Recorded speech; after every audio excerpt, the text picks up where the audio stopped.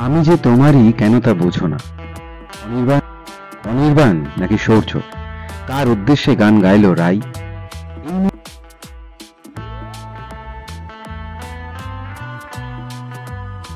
এই মুহূর্তে বাংলা টেলিভিশনের চ্যানেলগুলি ধারাবাহিক সম্প্রচারের ক্ষেত্রে বেশি মনোযোগী হয়ে উঠেছে, কারণ বর্তমান সমাজের বিশেষ করে গৃহিণীদের সময় কাটানোর প্রধান উপাদান হয়ে উঠেছে এই মেগা ধারাবাহিক।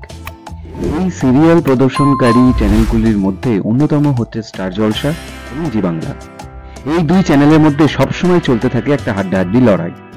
সম্প্রতি জি বাংলার পর্দায় যে সমস্ত ধারাবাহিক সম্প্রচারিত হচ্ছে তার মধ্যে একটি অন্যতম জনপ্রিয় ধারাবাহিক হলো মিটিজোড়া।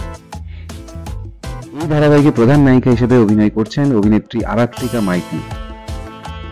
চরিত্রের নাম রায় এবং নায়কের চরিত্রে অভিনয় করছেন অভিনেতা সুমন দে, যার নাম অনির্বাণ। কিন্তু রায় এবং অনির্বাণের বিবাহ হলেও তাদের সম্পর্ক ভালো নেই। অনির্বাণ তাকে সন্দেহের চোখে দেখছে। এদিকে প্রাক্তন প্রেমিকা শৌর্য তার বিপদে সব সময় রায়ের পাশে থেকেছে। বর্তমান প্লট অনুযায়ী দেখা যাচ্ছে যে একটি জটিল রোগে আক্রান্ত হয়েছে রাই। এই বিপদের সময়ও শৌর্য তার পাশে রয়েছে, কিন্তু অনির্বাণ নয়। সম্প্রতি সমাজ মাধ্যমে একটি ভিডিও ভাইরাল হয়েছে যেখানে দেখা যাচ্ছে গান গাইছে রাই।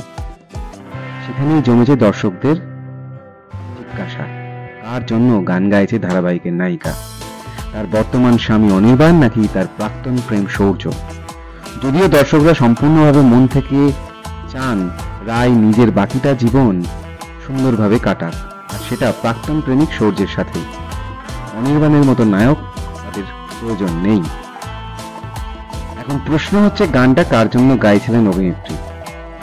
আসলে বিষয়টা একটু অন্যরকম।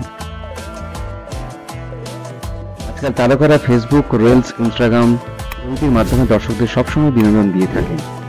এমনই একটি রিল ভিডিওতে গাইছিলেন অভিনেত্রী। তবে এই গান মনে মনে তিনি কার উদ্দেশ্যে গিয়েছেন সেটা তিনি জানাননি।